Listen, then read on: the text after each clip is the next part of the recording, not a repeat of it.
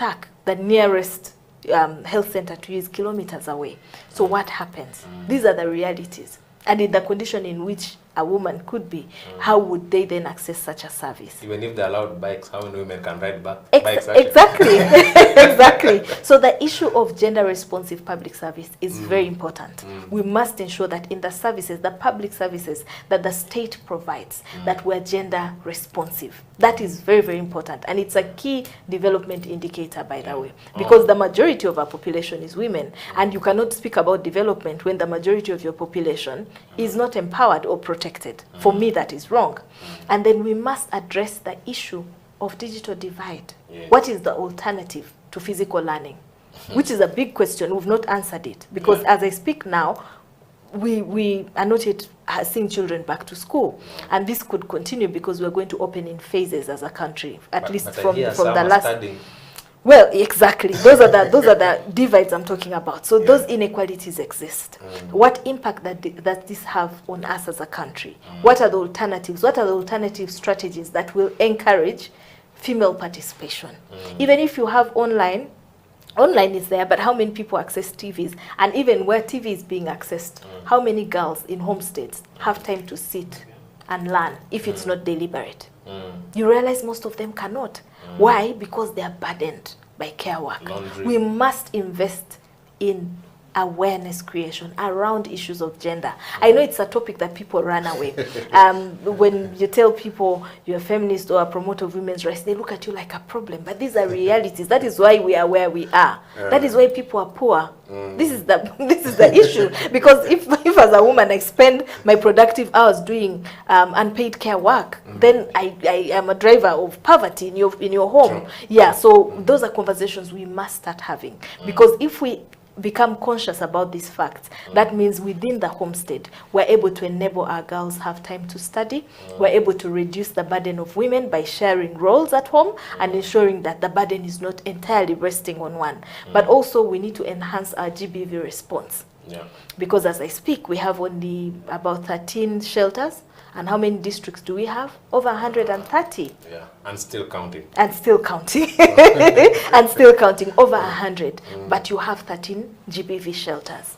So by the what government happens? Of Uganda, or those well, right now they're being run by the development agencies, though in partnership with the state. But the funding for it really is from development partners. 13. Yes, they're 13. So that is a big problem, right? That's a very big problem because that means in very many places where these issues are happening, women do not have where to go. The police, the way it is structured now, does not have space to shelter women who have been abused or children who have been abused in their homes. I spoke about incest. When a child has been abused in their home, you're supposed to find alternative space. But now if a police station does not have that, in Arua, a story happened where a child was rescued during COVID, had run away from home, and so they brought this child to a particular police post, and they didn't have where to keep the child. So there was a vehicle outside where they tried to cushion, the child as they look for alternative space. The child escaped and was discovered dead. So that is just one of the examples that sometimes children run away from abuse, but they don't have where to go. So we must invest in response mechanisms so that women have where to go, because ultimately for me women are a development issue that we cannot speak about reducing poverty, we cannot speak about progress as a country when the majority of your population remains disempowered or remains at that level at which they are uneducated, poor, and they cannot fend for their families. For me that is a big question. So it must be at the heart of the work of government, but also development partners as well. Yeah. I mean, I'm looking at you and, visualizing a future Minister of Gender, Labor and Social Development. I can be a serious one. And by the way, that ministry, if you look at how much resource is being allocated to the different ministries, it's among the least. What does that show you about our priorities? Mercy, so many issues to talk, perhaps not so much time to dissect all of them. But I think for viewers, the key takeaways from Mercy today is that protecting women's rights is our core responsibility. It belongs to government, but also to us as individuals. But more importantly, for the government of Uganda, you have the mandate of investing in putting in place the necessary infrastructure to protect women's rights. Is it putting in place GBV shelters? Is it about, putting in place good laws and everything? All those things that Mercy has explained today highlight the need for government to be cautious, to be gender responsive, and to think about vulnerable sections of our community when we're designing interventions in tough times like this we find ourselves in because of COVID-19. With that, viewers, we've come to the end of today's episode of You and the Law, the COVID edition. I've been your host, Jonathan Ochom. Next week, we'll discuss yet another human right which has been affected by the virus. For now, it's a bye.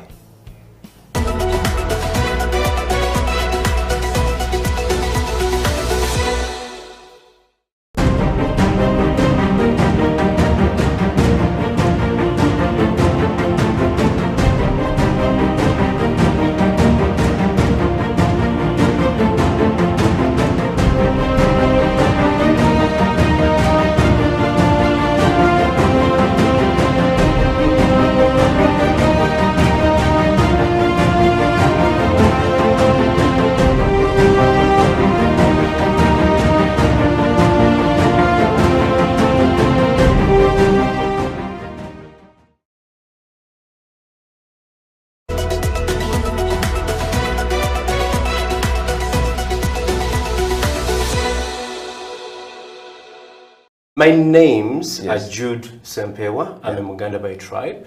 I'm above 40. And I'm a person who has grown with my passion. Passion has brought me to where I am. I did school, through college, through university, and after campus, I decided to follow my passion. Which passion was entertainment. But entertainment to us was born into our family from when we were kids. So even after school, when I came into this whole entertainment thing, it was something that had been born in me, and it had become a culture. Become a culture, and then I took on this culture to turn it into an art, so as to be able to earn from it and ensure that it puts food on my table till the current date. I entered the entertainment and art industry in about 2003 when I started DJing at Stakeout. That doesn't cut out the bit of the story that I even used to DJ as one of my small part-time jobs at campus. That was about 1998 to 2001. But actively, I started DJing in 2003 at Stakeout. Got out of Stakeout in 2005, where I started Legacy Entertainment, which was a sole proprietor. Entered into playing music for private individuals as well as the corporate world. Drifted all through that into coming up to about 2010. That's when we got to the decision that we really now need to serve mainly the corporate world. We chose the corporate world because it assured us of more business. In terms of utilizing our time better, having worked from Monday to Friday, 8 a.m. to 5 p.m., unlike other industries in entertainment which with, they'll respect the work that you've done, and they'll give you much more referrals. All these referrals trickle down back into a penny in your pocket.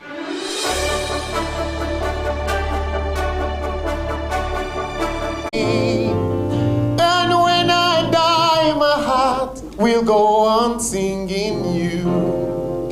It will go on singing you. I'll sing it to the world around me. My lips rejoice to say your name, say your name. Even when I die, my heart will still go on singing you. It will go on singing you. It will go on singing you. It will go on singing you. It will go on singing you. My God is indescribable. His name is hallowed in the firmament. He's the Passover lamb to space and time. My God is indescribable. His name is hallowed in the firmament. He's the Passover lamb to space and time.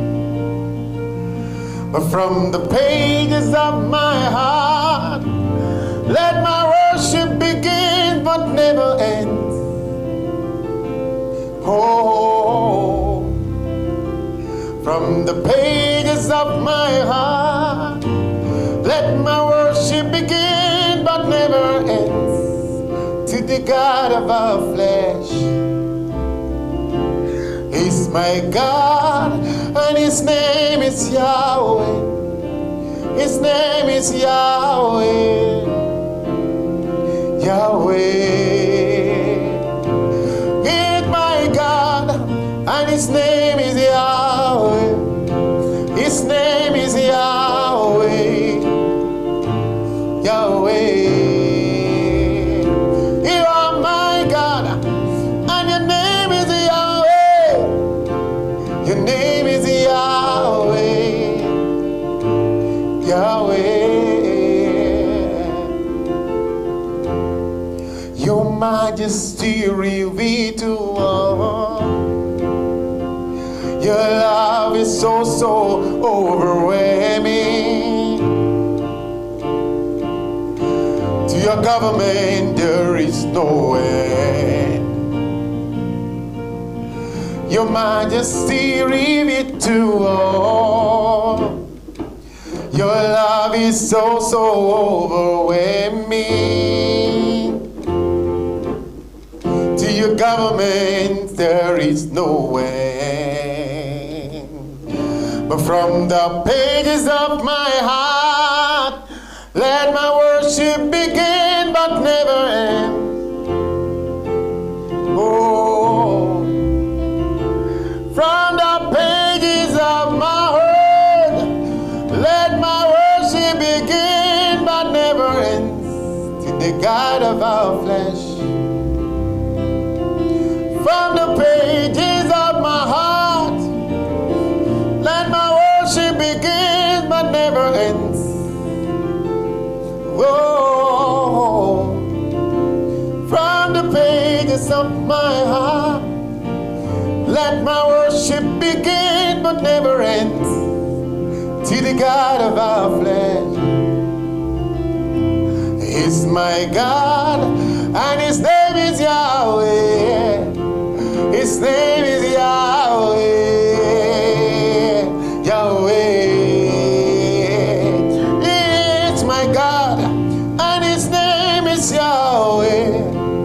The God that never fails. Yahweh. Yahweh. Yahweh. His name is Yahweh. His name is Yahweh.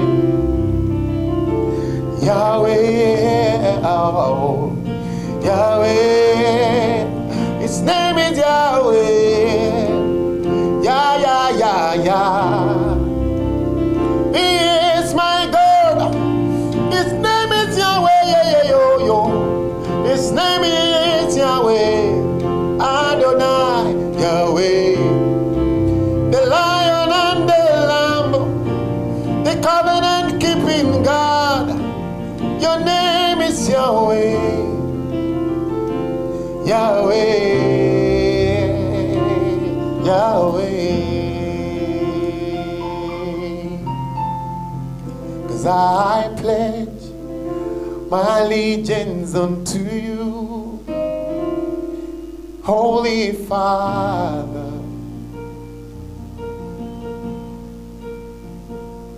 I pledge my allegiance unto you,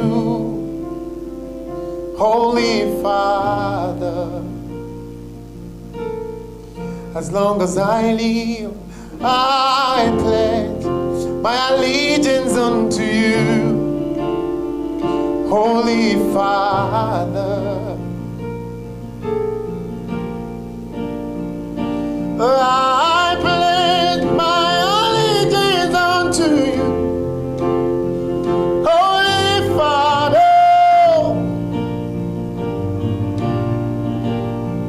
Lord, I pledge my allegiance unto you. Holy Father, all I've come to say, Lord, Sianomela, Sianomela,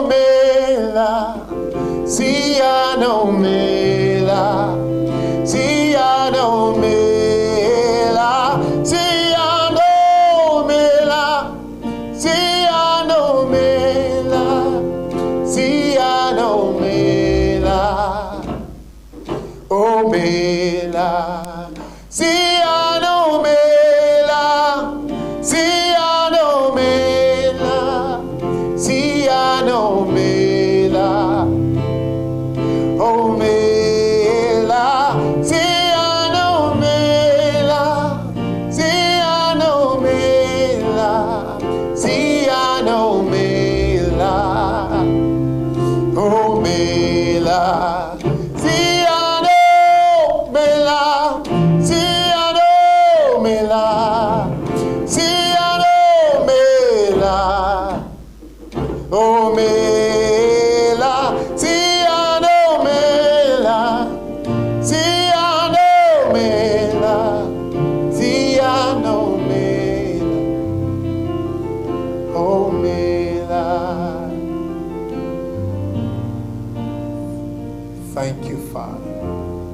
Give you all the praise, Lord. Thank you, Lord.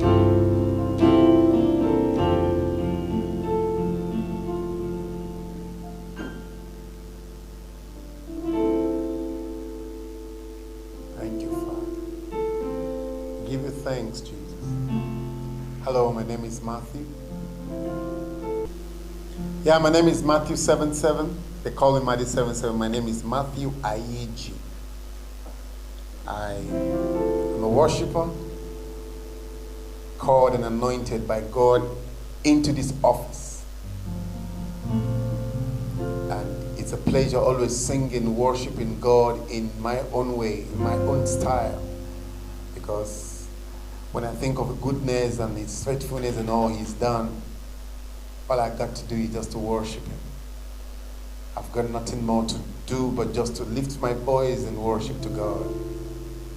And today we're here to worship together. We're here to just give God glory together. I've been in this for years. I think since I grew up to know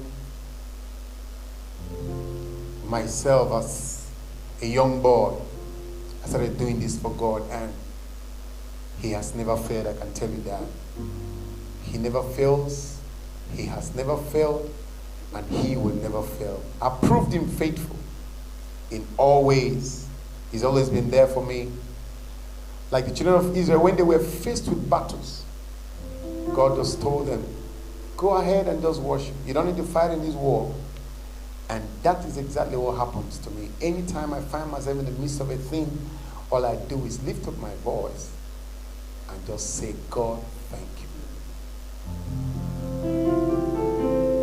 So, we're going to go on a break. We'll come back briefly and stay connected. Thank you.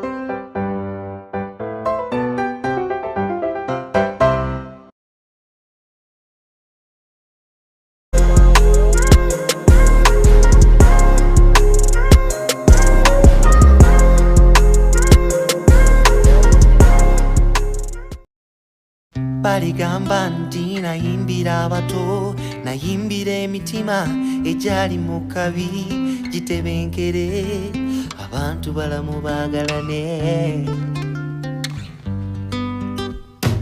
baligamba nti nafubira ku gita abalala balwana senga ndi ku gita njagala bayige ewane nti twaliyo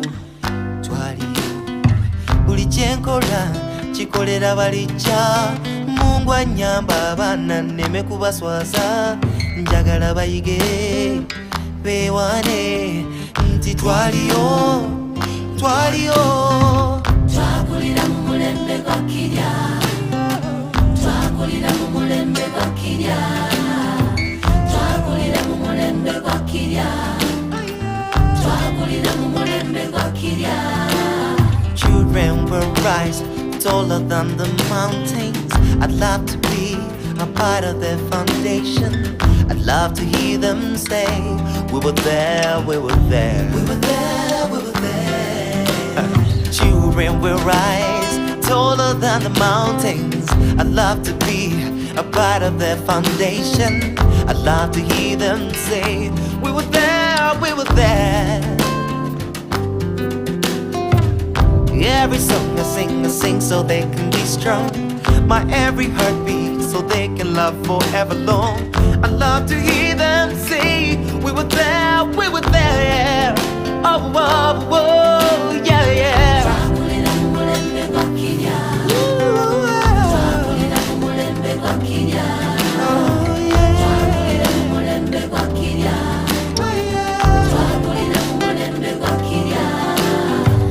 Mulembe gwensozi empya baliwulira oluyimba luno ku radio balijjukira ennyimba ezatuweweeza I would love this song to be played on the radio for many years to come. Whatever it will be called then, we'll remember when we used music as therapy. And I will have sung the song way back then. Yeah, way back then. Way back then, yeah, yeah. Way back then.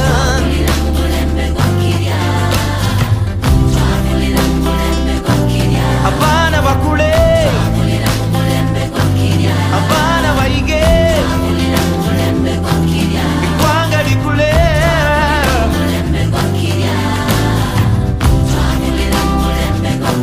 I wanna inspire the world, yeah. I wanna move the world, yeah. I wanna move the world, yeah. Oh yeah, yeah. Oh yeah, yeah. Mumulembe wa kirya, yeah, yeah. Oh yeah.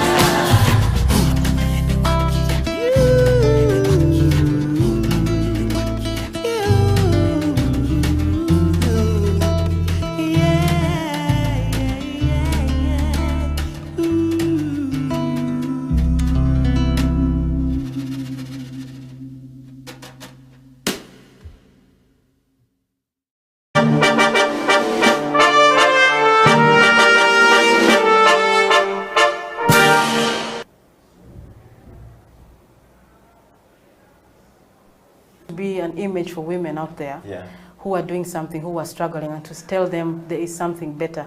I want to be part of working with organizations that are supporting communities to grow, community organizations like Bosco Uganda, local organizations to build their capacities, strengthen the institutions so that they continue to do the great work they're doing out there. So I want to be a part of that. So I thank APC, I thank Horizon 3000, the organization I worked with, the Austrian government through the Austrian Development Agency.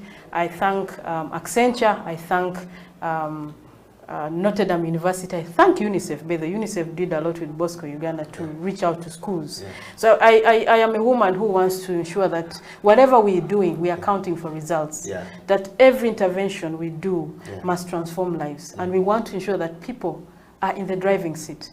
The communities, the young people, the youth, that they are on the driving seat. So designing programs with them. As we go out to do studies, get their views. So what we did is to go and actually listen to the different, how do I say, actors, players in the whole ecosystem of health, from the district health officers, biostats, in charges of facility, sub-county chiefs, they now call them SARS, you know, the patients even, to get their views. So it's so important that we get the views of the people and the change that they want to see, so that we define that change process and be able to work towards what we want to see.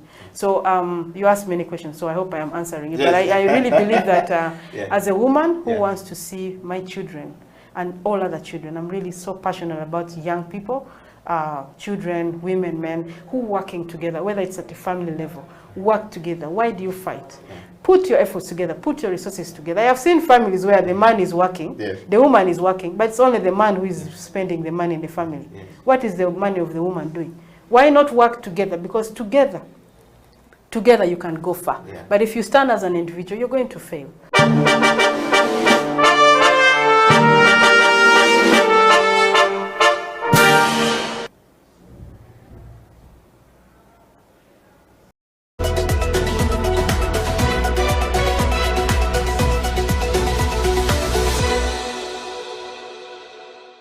What is Divine Bamboo in a nutshell?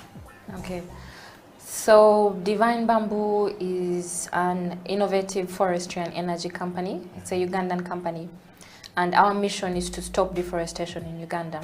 We do that through the promotion of bamboo as a sustainable alternative to cutting down traditional hardwoods. So that was my motivation, really, because Uganda is losing so much tree cover. We are losing so much forest because mainly of the need to cook. So because of fuel wood in the form of charcoal and firewood, a lot of people don't have a choice but to go to the forest and cut down trees. And so we wanted to provide an alternative to that. Okay. And so when you started to provide an alternative to this, how has this been received by the people that you're talking to? So, of course, with any new innovation, it's not straightforward. You don't get the idea today and then the idea is mature. First of all, the idea, the business model takes time to develop.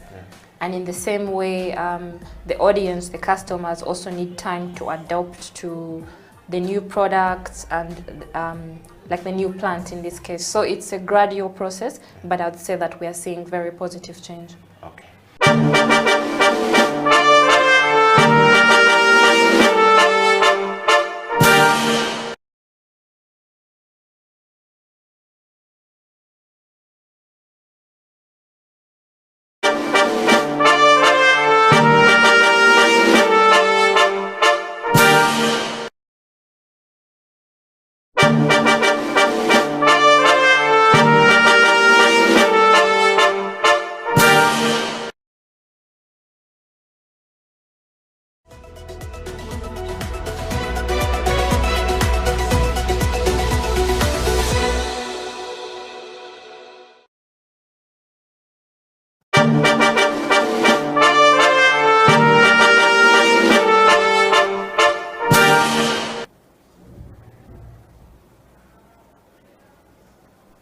Be an image for women out there who are doing something, who are struggling, and to tell them there is something better.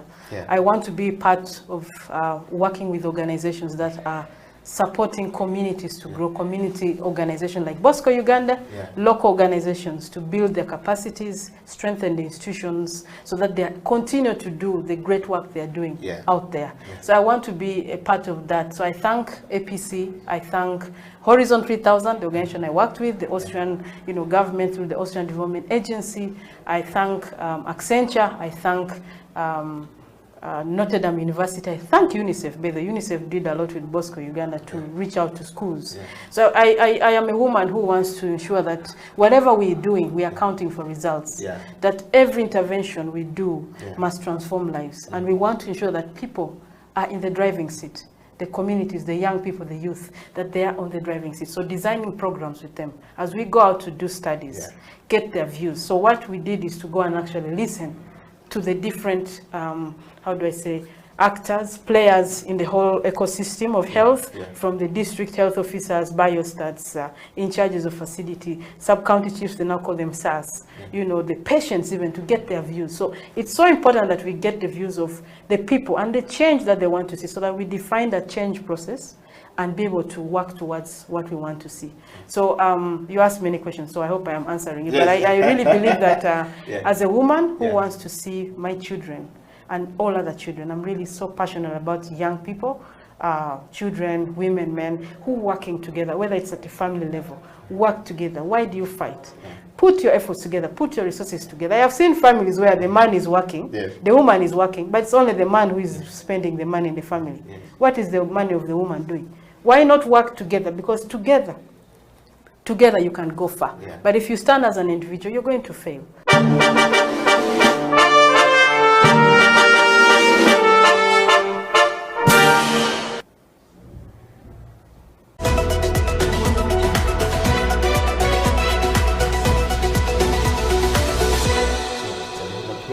When you have something, straight to your camera is there, mine is there, but otherwise.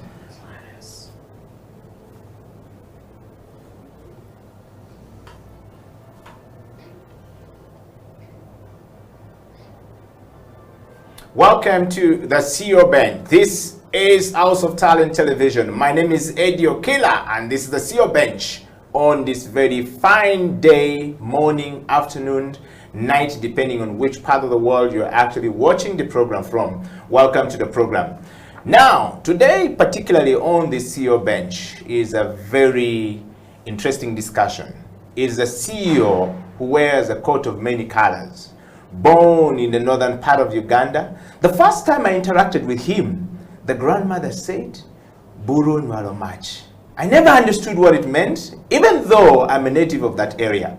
But I learned later on that it meant the ashes that gave birth to fire. Now, you are just about to have the best CEO Bench interview of a lifetime. The man has been an aeronautical engineer. He's branched into investment banking. He's been in the ballroom dancing. He is the champ himself, as well as the man who is in renewable energy space, and now dealing with the issues of climate change. The only African man speaking at the French event that is happening in Uganda just because he speaks French. Pete, welcome to the program. Awesome, thank you very much. Yes, we have to spread the love first. When you do this, you spread the love like this. Yes. Awesome, fantastic. Yes. How are you today? Doing great, most grateful. Well, most grateful. Welcome to the CEO Bench. Yes. We want to start this program from a very lighter note of knowing who you are. Awesome. The CEO Bench exists to bring people like you onto the program to share with us the life journey, the journey of leadership, self-leadership, change management, and transformation. And particularly on this show, you are here because you are nominated overwhelmingly from all across the spectrum. The climate change people nominated you all the way from South Africa. The renewable energy people nominated you all the way from France to the US Embassy in Uganda, and says, can you bring that man on the show? The local people in northern Uganda nominated you to come on the show. The people who are on the streets of Kampala nominated you to come on the show. With a vote of 50 in total, brings you to the CEO Bench today. The question is, who is Engineer Peter Nyeko? In fact, before you became an engineer, who is Peter? Well, I'll introduce myself. So, I was born in a little town, not called Bethlehem, called Kitgum in northern Uganda. Yes. And my name is Odoronyero. Okay. Yeah. Meaning? Meaning the one who laughs. Yes. Yeah, my name is Odoronyero Nyero. That's my name. I come from northern Uganda, from Kitgum, and yep, I was born many, many years ago, you know, when everyone in Uganda had hair like this. Yes. And you know, grateful that I've made my way through life, and you know, I've ended up now in you know, where I am today, sitting before you here and talking to you all right there. So most glad to be around. Yes. Wow.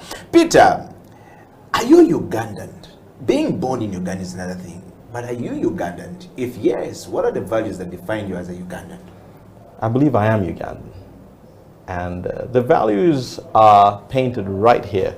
You know, being Ugandan is all about the values that we sing about in our national anthem. It's about the values that we walk with as we go through the streets each day.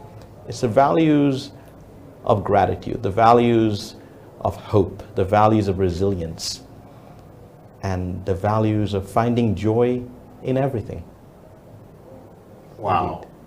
Indeed. And if I am looking for you today, which village in Kitgum can I show up and I will find Odokonyero Nyeko when I am looking for you? I don't think there's a particular village where it's possible to find me. I don't stay in one place. But I guess if you do go to certain villages across Uganda, you will probably find, you know, the impact of my work and then the work I do with my colleagues at Mandulis Energy. Yeah. So a lot of the work we do is in Noya district. That's where we actually started from. And that's where we've got, you know, a number of establishments set up, renewable energy establishment. We convert waste to energy, as well as you know, making the most of the sunlight that we do have to make energy as well, and provide value addition to the farmers around us. We are also working in the refugee hosting ecosystem. Uganda is a great place, hosts over 1.5 million refugees, and so we work in Lamwa district. We also work in Kiriandongo, we work in Adjumani, and we're about to start working in a few other settlements as well. But our work takes us now not just across northern Uganda, but also across significant parts of western Uganda, where we are looking at wherever there is that interesting confluence between the tourism industry or the conservation ecosystem, the refugee hosting ecosystem, and the agriculture ecosystem. That's an interesting triangle, which is so Uganda. And in between all that, there's an opportunity to always make a difference, figure out what the needs are, and have an awesome time, you know, curating solutions in tandem with the community. Yes. Peter, thank you very much for that very interesting, you know, background of what you do. I want to take you a little bit back. You know, most times when we see people rising to position of leadership, of power, as we call it in a political space, we don't know where they're coming from, and we don't know what they have done before, or what they have been through in life. So we just simply see them on the streets of Kampala, dressed nicely, looking good, putting on Ugandan. You're always carrying Uganda everywhere you go, but we don't know, where is this person, who is he, where has he come from, what does he do? You know, I want to take you back a little bit, digging deep into your personal life a little bit. Growing up as a child, or being born to your parents, did you write an application to be born to Mr. Nyeko? I suppose Mr. Nyeko is your father's name. If not, what are the circumstances that brought you to life that you know, you can remember growing up as a child? Awesome. I believe, you know, if there is a place where people stay before they come to Earth, yes, I guess I'd probably send an application in and work, you know. I think of all the tracks of life one could go through, I'd rather have that one. I am most grateful for everything that the world has, you know, blessed me with. Yeah. Every experience. I don't believe any experience is a bad experience. Yeah. I don't believe any experience is a painful experience. I believe every experience is a learning experience, a nurturing experience, and a growing experience, and an experience through which one can be blessed to be a blessing at some point. Yeah, that's a wonderful one. And I want to take you straight to, how did you, as a child, if you visibly remember, what did you want to be in life? Well, if I go back, I think I looked at two things as a child. I thought about, you know, I looked up to the skies and I'd see the stars and, you know, see the airplanes flying over. And as I was there, you know, with my dad, you know, looking after the cows, or with my grandma going fishing, or with my grandpa farming, I'd look up and go, wow, what are those things up there? And then someone told me, you know, that's a space station. go, okay, interesting. And what else is up there? Well, those are stars, and those are airplanes. I thought, well, it would be great, to figure out how those things work. Yeah. And so I guess that was one interesting, passion of mine as a little kid, figuring out how aerospace vehicles work. And I guess that wasn't, something which excited me a lot. Wow. You said the two things. So how did you end up there? You were fishing with your grandmother, you mentioned, and farming with your father, and grazing with your grandfather. Why were you not able to pick one of these from these, three different distinct people, and then you ended up in the things that are up in the sky with all this interest? What was the motivation like? Was somebody an aerospace engineer? Was somebody thinking about the things up, or it just came to you? It's, back then, we didn't have Wi-Fi. We didn't have mobile phones. We didn't even have phones, yes. Or television. We just had nature, and that was great, And we had stories around the campfire, around the hearth every evening. Yeah. We'd sit down and talk to each other. We lived quite close to national parks, so every now and again a lion would hop over and grab a cow and go and have supper as well. So we shared with the lion. So it was being at one with nature. Yeah. But what was important in all that was, allowing one's mind to imagine, allowing one's mind to run, to fly, to really go as far as one's mind could possibly go. Yeah. And if I think of looking at things from the space going down, I could still look down and figure out what's going on, on the fishing side. I could look at what's going on the farming side. I could look at what's going on the grazing side, because when you're up there, you can see everything. Yeah. But it also helps you appreciate how special the earth is. Yeah. So I'm most grateful for that natural environment that any kid in a rural village in Uganda or any other part of Africa right now has, that where you see every star. And I believe there is something special about that. Wow. Peter, just before we take a break and then we dive into the self-leadership and going up, take me through school. Were you homeschooled by your parents? Were you, educated by your grandmother who spent more times? You were the firstborn of your parents, having been through so many things according to, the background check when I did with your mom, with your father, when you were nominated. I did reach out to them to say, tell me a little bit about this gentleman. And they said, yeah, he's a special child to us. Your mother actually said, I was tiny when I was married, and they didn't believe I would bear that young man that you see today. And then took a long journey for me to actually get one. But my mother-in-law looked at me differently. When you hear that story, growing up, what does that make you feel like? Grateful. Gratitude is the most important thing to me. Gratitude to be on earth, gratitude to have parents, gratitude to have family, gratitude to have friends, and gratitude to have a country to call home.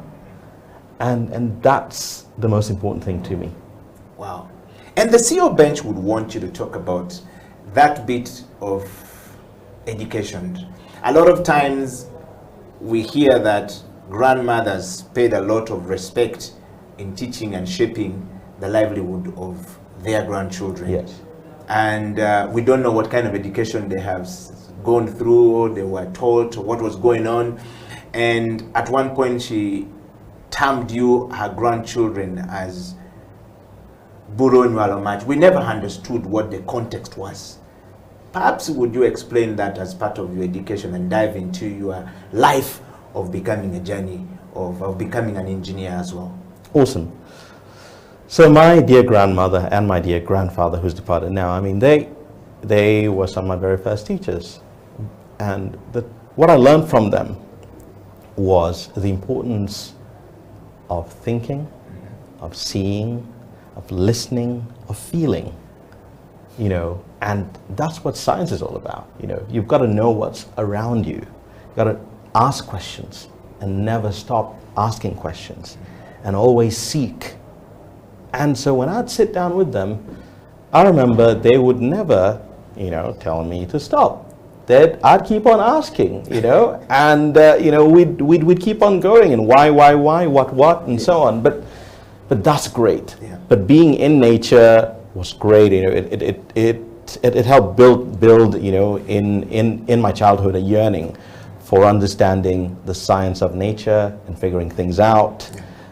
You know, of you know, being inquisitive, of exploring things, you know, looking into the unknown, but also a value for the importance of people, and the importance of caring for people, and the importance of being grateful. Yeah. And that's kind of helped me become who I am now, and it's kind of helped me become who I may become as I move on, because the story of learning, that journey never ends. But we always go back to our roots. We'll go back to the, you know, to the source as we grow, and as we find the nurturing power within. Yeah. It goes back to that. Wow. And my grandmother talked about, you know, buru onywalo match.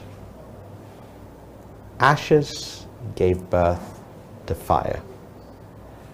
And that's quite interesting for me in many ways. Mm-hmm. You know, in any of our lives, we may have been through a point where it felt like, you know, there were a lot of ashes around.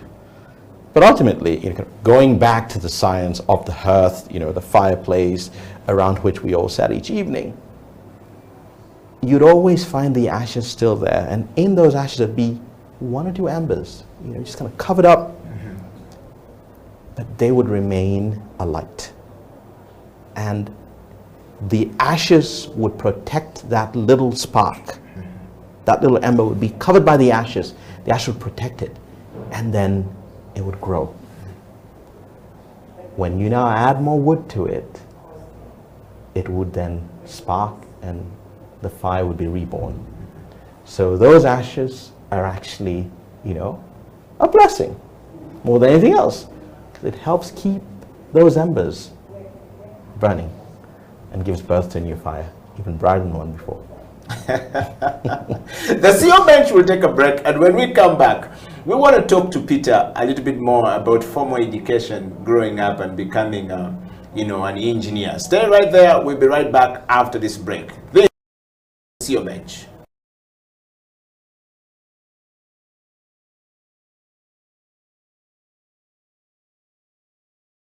My name is Dr. Jinpo Olowo. Thank you for watching House of Talent Television. I love to inspire people. I love to talk about my experiences and how God has been able to use me in the different exposures. And through the leadership, through change management and transformation, I've been able to do a couple of things in my life. Now, are you a kind of person who is tired of your status quo? Do you want your situation to change? Are you tired of what is going on in your life? You know, change is a fact of life. We've all been through experiences in the last couple of months that have taken us to a place where we need to do something about our lives. We need to change whatever is going on. So if you have not piled up investment for yourself, you need to do that. If you've not done businesses to hold your family in future, you need to do that. Are you thinking of full-time employment? You need to be thinking about your life after employment or your business in the next couple of years. So if you want us to chat, if you want us to talk about this, please get in touch with us at SIL Uganda on number 0772443085, or check our website www.siluganda.com, or on all the social media handles. You can hook me up or Facebook, that is Jinpo Olowo, on Instagram, Jinpo Olowo, and on Twitter and LinkedIn. Then we can chat a way forward with you. We can help you, we can coach you, we can walk with you this journey of financial freedom. Thank you.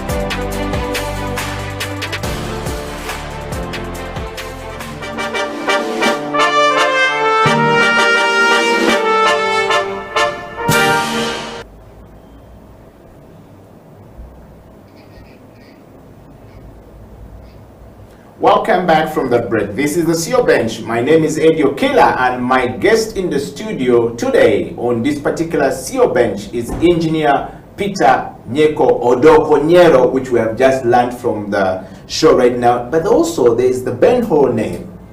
How did you leave that out? Welcome back to the program. Thank you so much. Yes. Awesome. What's the background behind the Ben Hall name? Well, you know, I wasn't there when they gave me that name. Or at least my memories hadn't yet begun. Yes. But when I go back, I believe my father spent some time in Israel, and he thought, you know, he would give me a name from Israel, and hence I have one name that is of Hebrew origin. Wow. That's an interesting thing. Welcome back to the program, and we just want to take you straight to this particular moment of the discussion, Peter, which is your personal journey on the CEO Bench. On the CEO Bench, we want to know what has been your personal journey as an individual, you know, as a Ugandan, as a young person growing forward, and the way you have moved from Uganda to Europe and back to Uganda. I guess there are very interesting learnings that you've said in that journey. And first, we want to start with your formal education, or your formal, you know, the education that were given to us beyond the traditional that we had, which is the foundation of wisdom anyway, that the other guys were building upon. If you would throw more light on that one, what was the journey like? I think the journey has been great. You know, it helps to have a mother who's a teacher. You know, my mom's a teacher, and so having your mom as a teacher means you'll learn so much and you'll never stop learning. Yes. So home is school. And so that's been the biggest blessing ever, having my mother as a teacher with regards to everything, you know, academic, kind of growing up, English, literature, you know, having my dad as a teacher for science, economics. So kind of having parents who are teachers has made a massive difference in my life growing up. So, I mean, obviously it was great to be, you know, in formal education, you know, and being in a school and having, you know, friends and other teachers and so on. But I believe I've learned more from my parents, you know, with them being teachers, as well as, of course, all the wisdom I've learned from my grandparents and you know, the ecosystem within which I have been blessed to grow up. Wow. Yeah. Well, we're talking to Mr. Peter Nyeko, or Engineer Peter Ben Nyeko Odoko-Nyero, as we have now learned the new name, which means a lot of things in the process and in the background of Peter as an engineer. Peter, becoming an engineer, how did you become an engineer? Let's dive into it. Awesome. I believe kind of going way back to earliest memories, you know, as a little toddler, looking up to the stars and wanting to know what happens there. And I think in one of my many question and answer sessions with those around me, I've tried to figure out, you know, who's the person who made that space station? And someone told me, well, that's an engineer. I was like, okay, great. What must one do to become like that? And they went, well, you know, you've got to enjoy mathematics, you know, and science, which I didn't.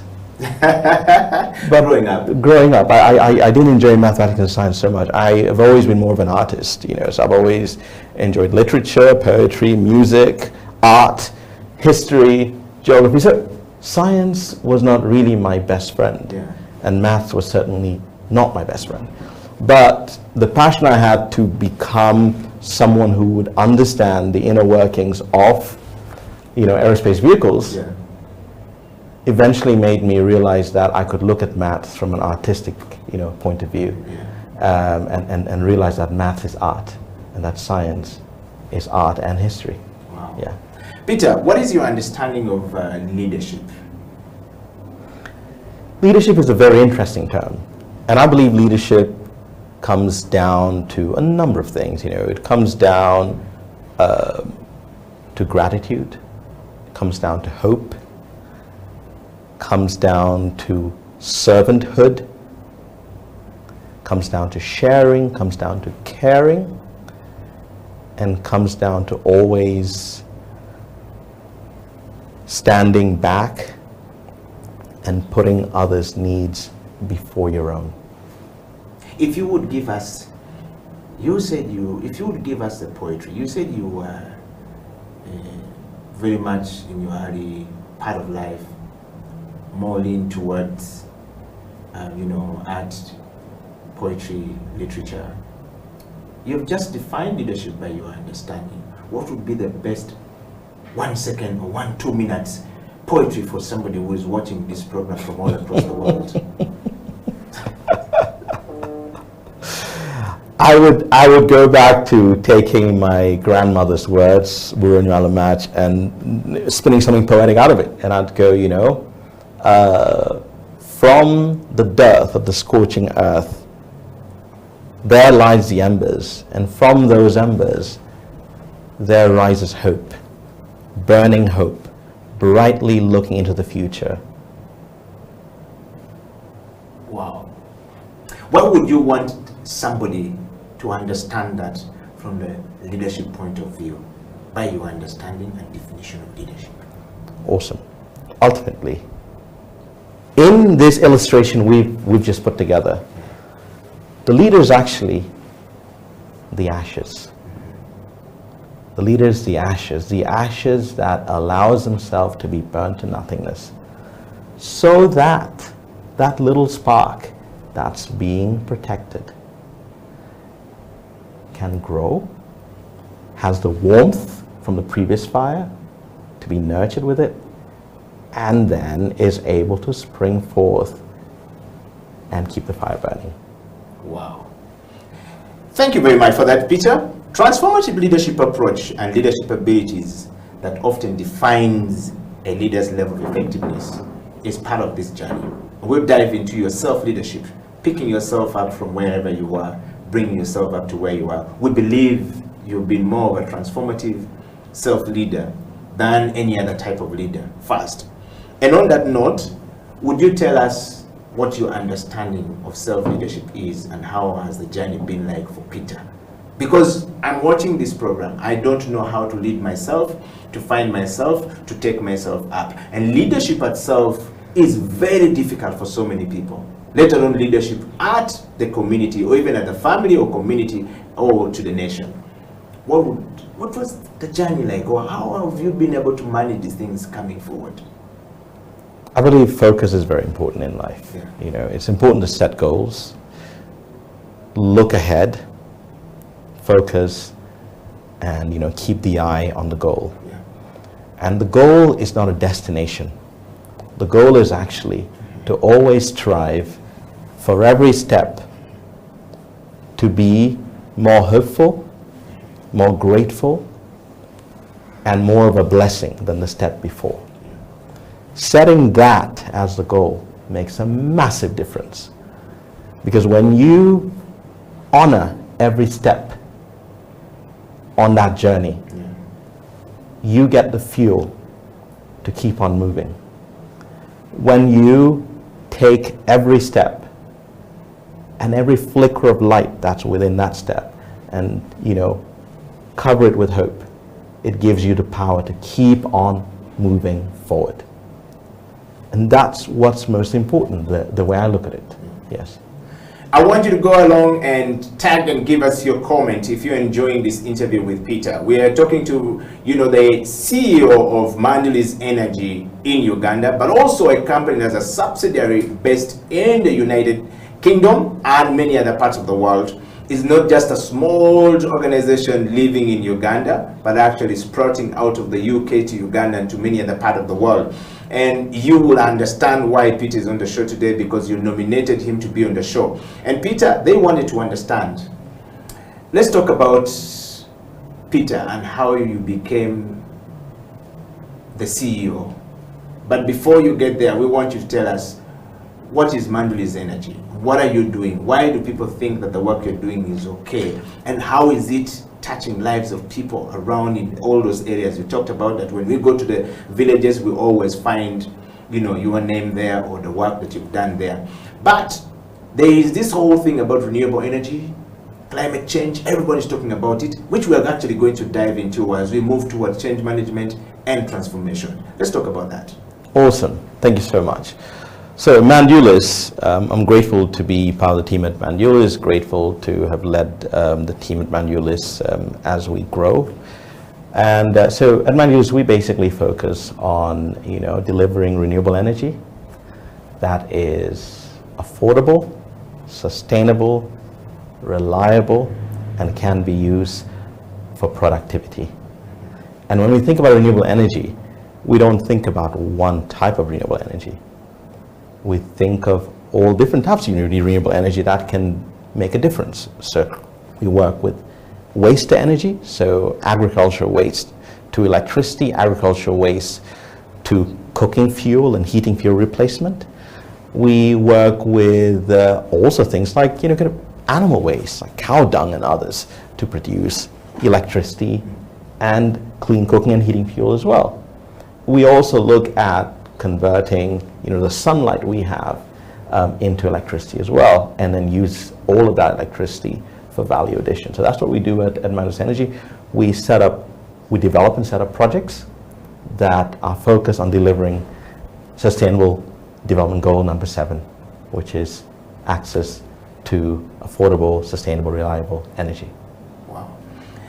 Peter, talk to us about your role as a CEO at Mandulis. What is your role as a CEO at Mandulis, and what typically do you do, or your day is like whenever you wake up every single day at Mandulis?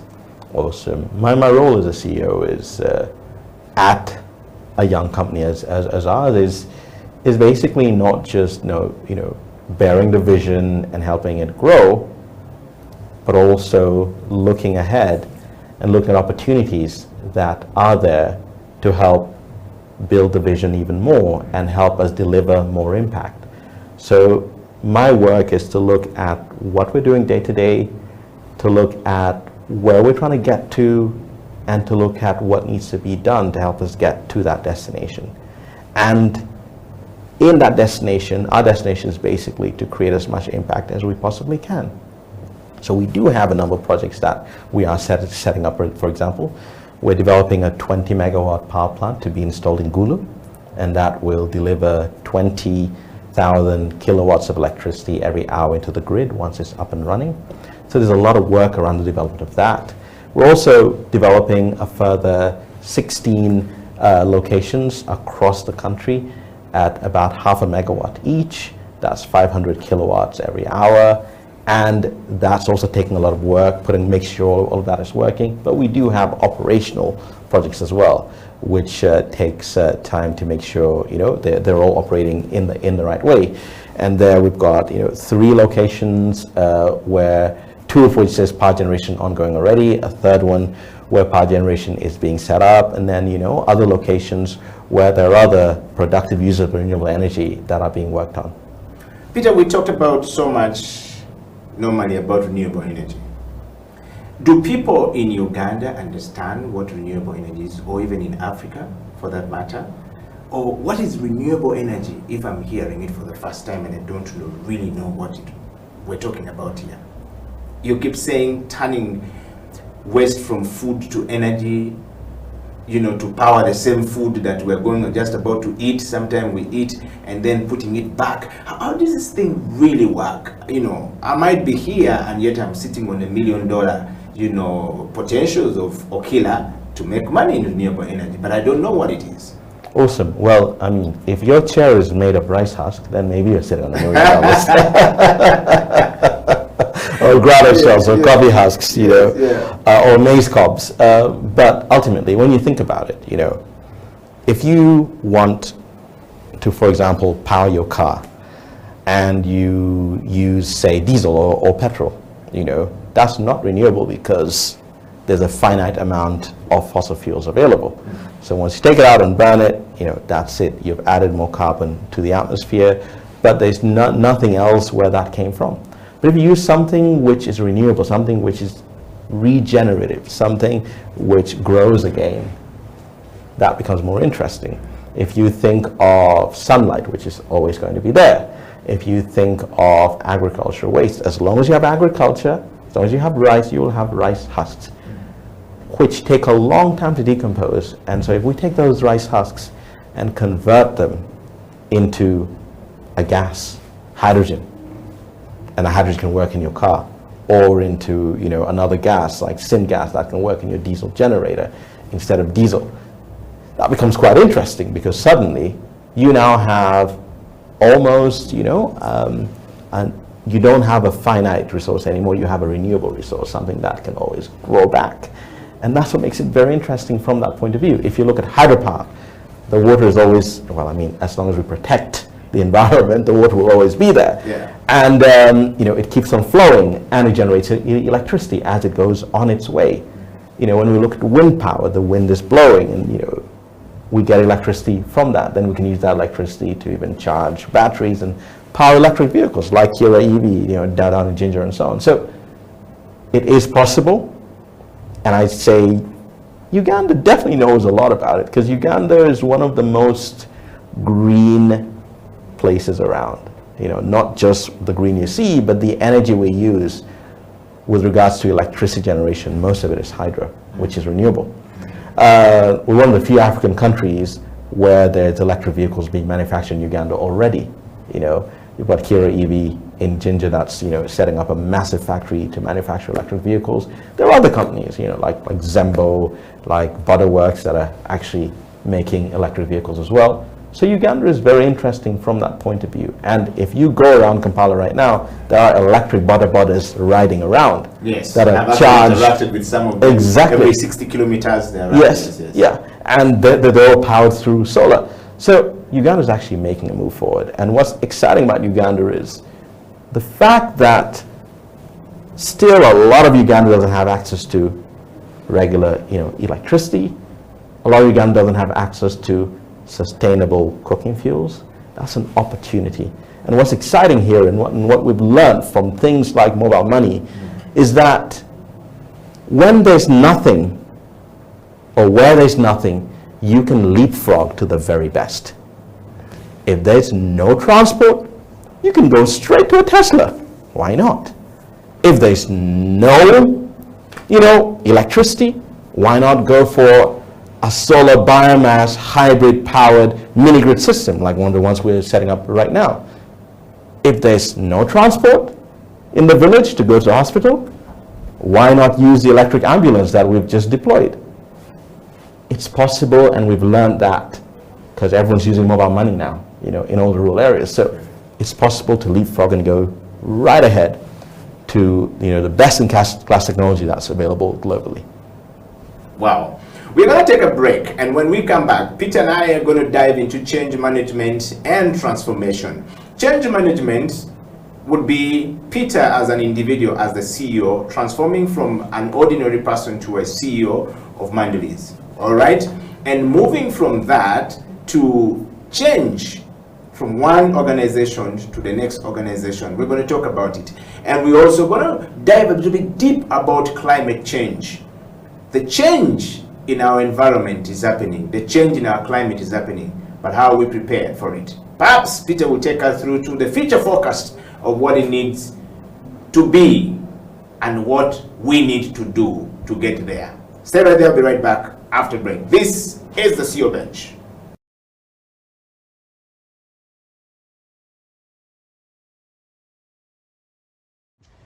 For me, leadership is a privilege of moving people towards a destiny. And for me, it would be towards God's agenda. That's the best, moving people to God's agenda. God has an agenda for everybody. And I know some people will say, oh, it's too much of God. But God has a plan for this world. And so whether you're in business, you're a medical personnel, if somebody came to you, a good medical leader says, I want you not only to be healed, but to be healthy. That's the kind of mindset that I see. And it's about self. So if you ask me, am I a leader? By the grace of God, I am a leader, and I am growing as a leader. And I thank God for that privilege of being a leader. And who is a leader to me? It's very simple. Someone that has a vision, but is also someone that is there serving people. For me, That's a leader. Vision is where you want to take things. Serving is the recognition that if the things do not matter to people, drop them. Wow. Drop them. Because at the end of the day, whatever we do must make a difference in people's lives. Anybody who has had huge impact in history, in leadership, the impact is not measured by just the things they did, but what those things did for people's lives. Did they make a difference? So it's useless for you to make so much money and the money does not add value to people's lives. Wow. So for me, yes, you have to have a vision, and at the end of the day, you are serving people. It doesn't change. Leadership is leadership, whether it is at what we would call a lower level or a top level. Leadership is leadership. It's about influence. It's that influence that comes from you have a vision and you are serving people. So what changes is the level of responsibility, but the other one that people don't like is the level of accountability. You see, Jesus said, to whom much is given, much will be required. So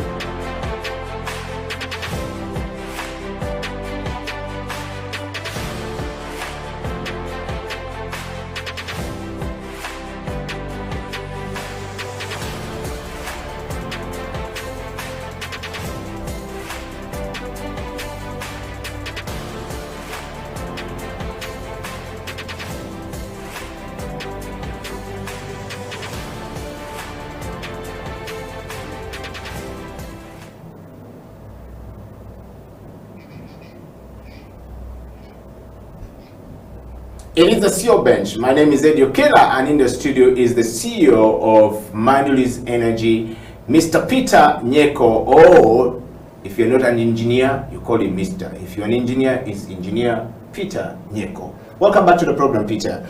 Peter, we're going to dive straight to change management and development within self, business, or a similar organization or a nation. We're going to talk about this. And on that note, I want to drive you straight. After that, we will talk about the control, identification, and implementation of required changes within self, as well as business, as well as a similar organization like yours or a nation. And we will close this discussion with, what's next for a leader at the CEO level like you and change management level moving forward or coming out. What do you do when you say, I'm done as a CEO, I'm putting up the boots and I'm going? How would we remember you? What would you have done for us to remember you? Let's dive straight there and go more specifically to my first question, which will be on the climate change. You've been talking about renewable energy, you've talked about quite very interesting stuff, but I want to take you to something more specific to the nomination for this interview, which is the question on climate change. A lot of things have been talked about climate change and across the world, and we don't quite understand it. We in the African continent, we don't know whether we actually understand what it is very much or the context to it, because we have not experienced a lot of change in the climate, but it's coming. And you can see that the sun is beginning to become hot at certain hours, but in Europe, it's quite understood. Perhaps, Peter, with so many billionaires and governments across the world or bodies invested so much in these industries that cause or produce pollutions all across the world. And Uganda is no different, or any other African country is no different from this. The issues of climate change will only seem like an anti-profit call. Normally, when we talk about climate change, it's like an anti-profit call to their investments, and they will always look at it that way. Peter, how do you hope to go about this addressing their fears as the CEO of Manduli's with your work? Awesome, thank you. So climate change is real, and it's not a case of opinion, but the world has come to realize that it's real. Yeah. Almost every country in the world has ratified, the agreements that everyone has come together to agree that we've got to do something about what's going on, about the heating up of the climate and the earth. And we all know that at a certain point, if the ice caps start melting, if the sea levels start rising, a lot of places we love where other people live will go underwater. A lot of places where we live will turn into deserts. And it's something that we're realizing a lot more even right here in Africa. I went for a little tour a few weeks ago, and I was talking to people in rural areas, farmers, and I asked them what's going on. They went, well, there was not enough rain. Harvests have not come out as well as they should have. We don't know what's going on, but we do know as well that there are a lot less trees than there were before. And we probably all remember learning a few things, in primary school about, the importance of trees to rain. And we definitely know the importance of rain to cultivation. We're a nation, by sun and fertile soil grown, as our anthem says. So grown, sun and fertile soil, the missing link that we know very well is water. And that cycle is definitely going to be hurt when we think of how most of us cook our food. And when we think about the fact that we mostly use charcoal in cities and urban areas, and that charcoal is cut from trees, and then trees are not always planted again, so we're losing our forest cover. Even some of our factories need heat for their processes, and they will either use coal, which they have to import, or use wood once again. So it's actually very important for us to realize that the more of us, because at the moment, according to a study by the Ministry of Energy in Uganda and Mineral Development, the renewable energy side of it, I believe close to 90% of energy that's used in Uganda comes from wood, from trees. Yeah. And most of that goes to obviously cooking and industrial use. So if we switch from cooking with firewood and charcoal to cooking with other, things like, cooking fuel made from waste instead, be it biogas or be it briquettes or pellets, that can make a difference, because suddenly we know in another generation, trees that are being planted today will not be cut. And we may see things change. And that's what it comes down to from a point of view that everyone can basically understand. And that's a very real conversation for us out here. Because without our agriculture, where will all our villages be? And where will we be? And that's a big question. So it's that's kind of very interesting from that particular angle. But then secondly, Uganda as a nation, our parliament, I believe it was at some point in April, passed the Climate Change Bill to Climate Change Act. And that means, now mitigating climate change and, looking after our environment is actually a law now. As a Ugandan, any of us, or as someone living in Uganda, we all have an obligation to make sure we are doing what we can to make sure we live sustainably, we protect the environment, we protect the ecosystems, and we help ensure that this Uganda that we live in now, that we say is gifted by nature, will remain gifted by nature for 10 more generations. It's our role to make sure we not just keep it the way we found it, but make it even better than what we got from our forefathers. And that's a challenge to us. And I believe we can. We're talking to Peter, and you're on the CEO bench. You can also have your thoughts coming through. Kisses and dishes are welcome to the CEO. The CEOs on this bench are always happy people. They don't throw a stone. They give back explanation, and that's what leadership is all about. Peter, what a wonderful conversation right there, and that answer that you've given to that question. But I want to take you to my next question, which is, why instead of all working to curb emissions, like the world is all talking about, can't we work on building back forest by planting trees, like in Uganda or in Africa? And if it's a world like in Europe or Americas or, the Antarctica, which, Antarctica as they call it, where things are a bit little bit more difficult. Can we just look at genetically engineered trees to increase, the CO2 uptake, as well as the CO2, to remove their fears from, the human beings, as we are saying that the dangers are coming very close than ever before? So it's got to be both. It's got to be both. We've got to mitigate the effects of climate change. We've got to, mitigate and reduce our emissions. Most definitely, we've got to make sure there's less carbon dioxide, in the atmosphere and all the other greenhouse gases.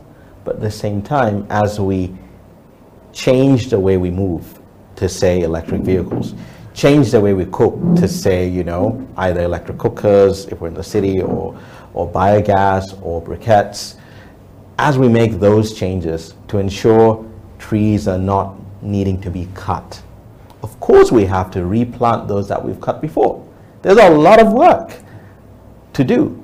It's a two-way street, and we've got to make sure we are reducing our consumption in ways that destroy the environment and destroy the earth, while at the same time healing and correcting what was previously damaged. When we do both together, then we have a fighting chance of handing on to those who come beyond us a better earth than what we got, and not a worse one. Wow. Peter, why is climate change that we are talking about in big boardrooms all across the world not being explained to a common person like you are doing right now? That just a mere planting trees in Soroti, or in Gulu, or in Lira, or in Mbarara, or in Nakapiripirit, or wherever, or in Fort Portal, is far more important than cutting the trees. And making people understand this is actually far more important to, the help about climate change and the reversal of the effect of our negativity or our actions that we're now facing today. Why is this not being explained very easily by the technocrats like you? I don't know why, but all I say is maybe they are trying to explain, but maybe the message is not coming through. Yeah. But if I come to Uganda and localize it right here, everywhere you go, every village you go, you'll find a tree. You'll probably find a tree in a home, and that tree more often than not will be a mango tree. We know that mangoes give us food, we know that mangoes give us shade, and we know that mangoes also sequester carbon and remove carbon dioxide from the air. That's one easy way of looking at it, because as long as there's still a market for mangoes, there's actually money in that as well. You don't have to cut the wood, sell the mangoes. I'm pretty sure there are a few factories out there that I won't mention that probably import mangoes into the country for lots of reasons.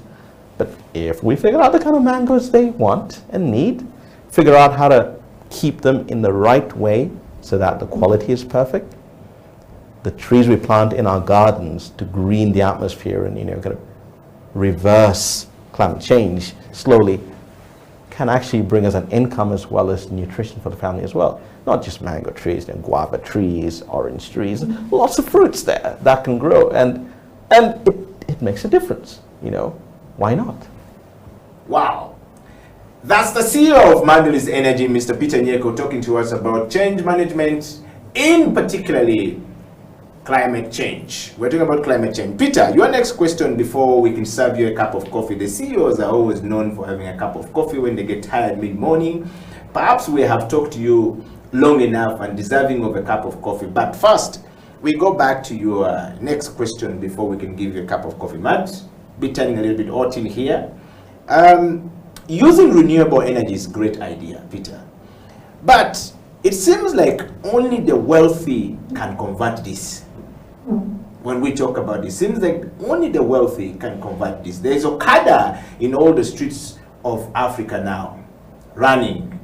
Recently, the English people finally made border becomes the English language. The origin of that language is now here, meaning the man on a motorcycle is called a border. The one who rides motorcycle and carries people for money as a means of transport. That's already defined in the English dictionary. Now, On to this question, renewable energy is a great idea, just to give you the perspective, but it seems like only the wealthy people can convert this.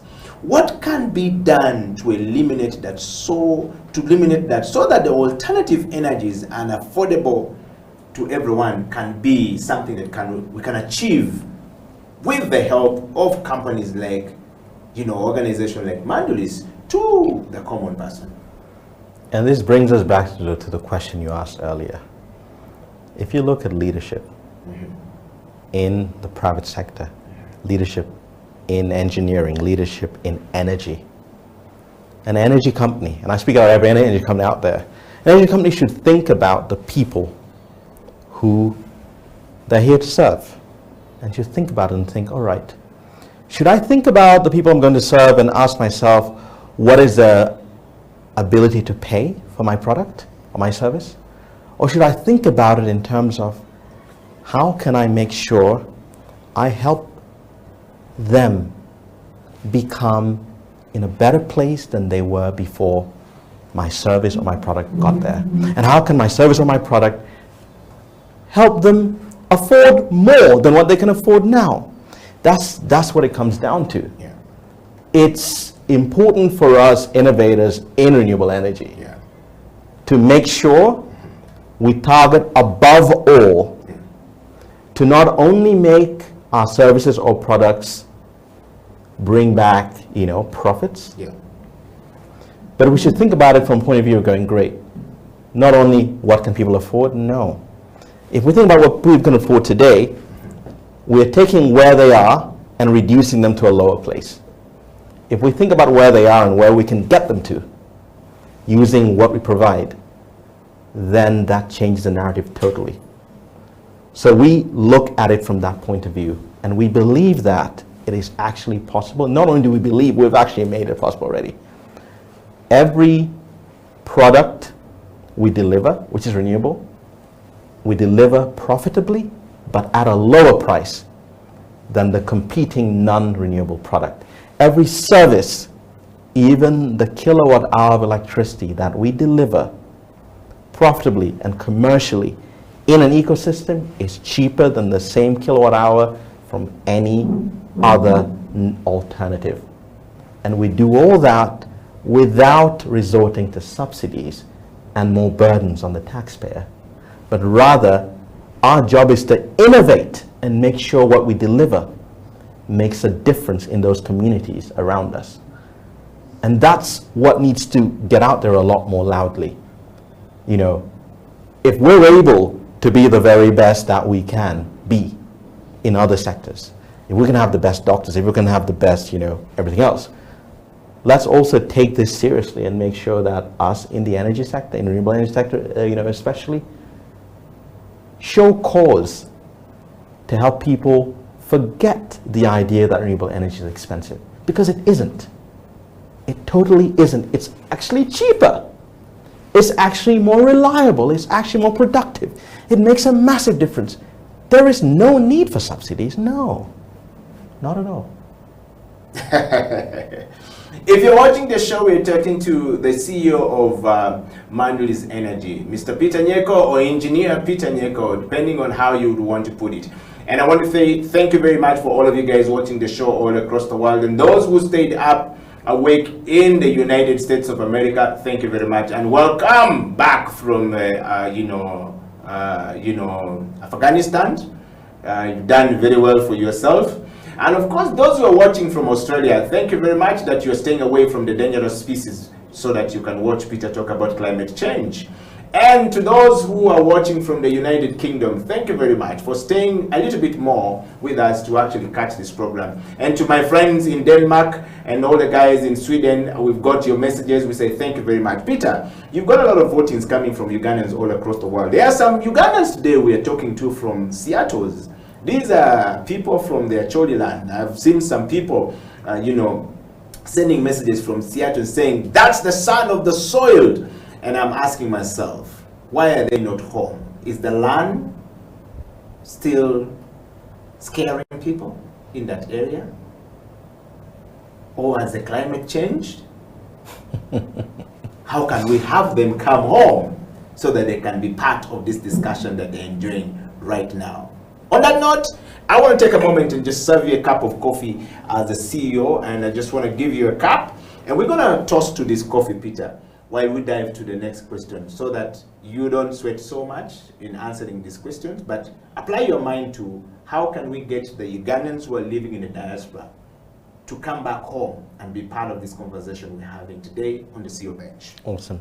Awesome. Well, you can also serve yourself a cup of coffee from the comfort of your sitting room or from your office, and make sure that you enjoy the cup of coffee. The coffee we're serving today is a testament of making environment a better place for us. It's from Bududa in the eastern part of the country, in Mbale side, and the farmers there have grown this coffee so that the CEO who sits here and drink this coffee can appreciate them. Would you buy the coffee from them, by the way? I will actually do even better, I hope. They would think so too. I will make a commitment to go to Bududa, find this coffee farmers group, figure out what they do with their waste, and help them earn some extra money from their waste. Wow. And also, if any of them spend any money on cooking fuel that is not sustainable, I'll commit to making sure they can access sustainable, clean cooking fuel at a much lower cost than they would have spent beforehand. So the difference is this: going there, buying their waste, they earn money by me going there. Secondly, making sure whatever they were spending before, they now spend less.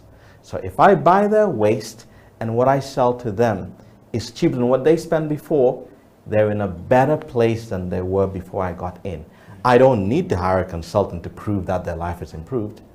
It's simple mathematics. And it's poetic. Yes. Time for a coffee break. We'll be right back after this.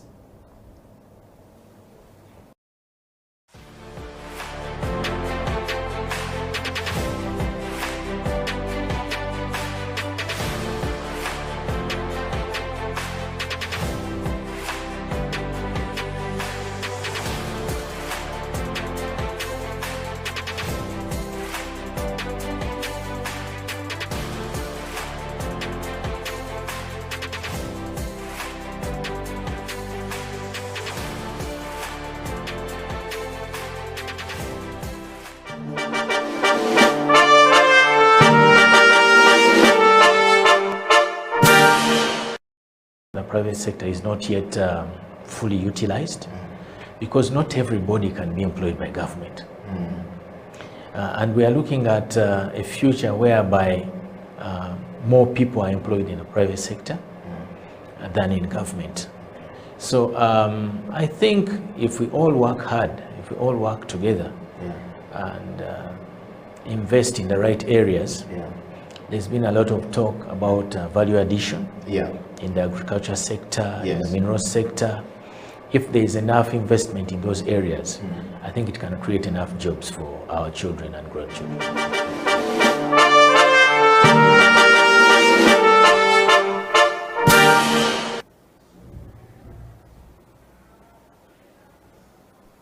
Be an image for women out there who are doing something, who are struggling, and to tell them there is something better.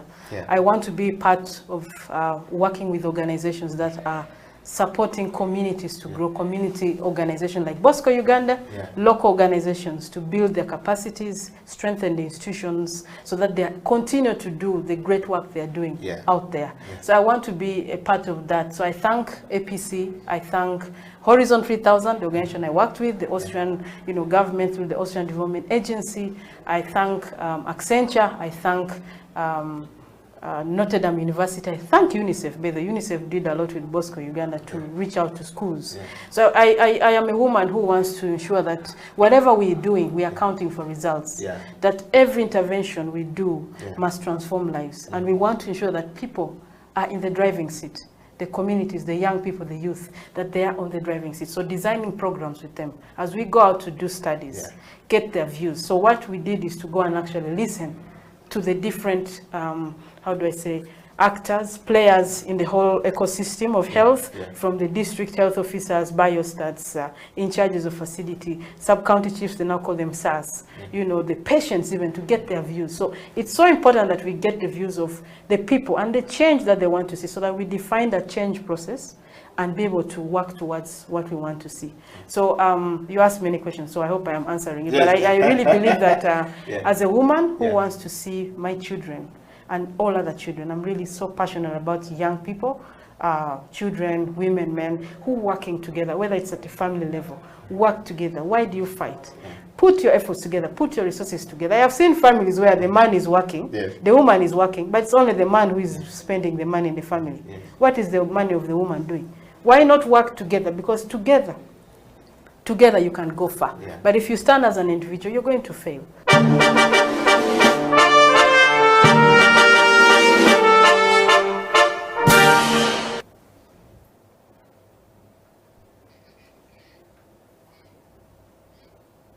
It is the CEO Bench, and welcome back from that coffee break. Peter, welcome back to the show. We want to toss to this conversation going forward. Now, here and there and everywhere.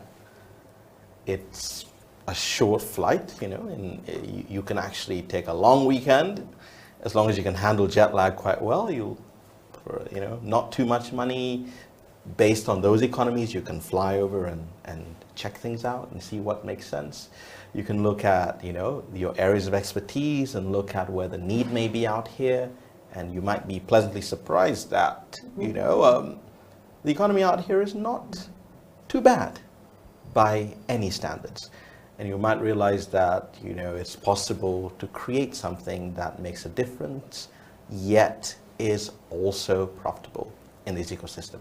So I think people just need to come over, not just for a short holiday, but spend a bit more time, you know, kind of understand what's going on, look at what's needed, look at what's possible.